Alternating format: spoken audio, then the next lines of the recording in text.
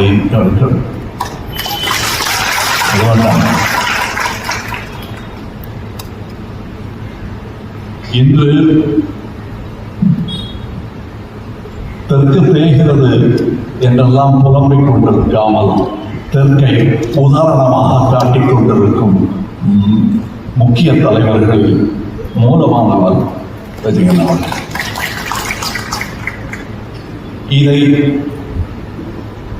பிரபலப்படுத்த வேண்டியது என் கடமையாகவே நினைக்கிறேன்.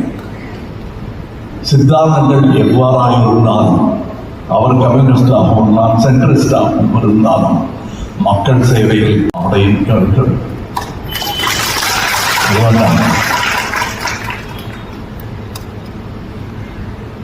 இன்று தெற்கு தேய்கிறது என்றெல்லாம் புலம்பிக் கொண்டிருக்காமல் தெற்கை உதாரணமாக காட்டிக் கொண்டிருக்கும் முக்கிய தலைவர்களில் மூலமானவர் ரஜினிகாந்த் அவர்கள். இதை பிரபலப்படுத்த வேண்டியது என் கடமையாகவே நினைக்கிறேன். சித்தாந்தங்கள் எவ்வாறாயிருந்தாலும் அவர் கம்யூனிஸ்டாகவும் நான் சென்ட்ரிஸ்டாகவும் இருந்தாலும் மக்கள் சேவையில்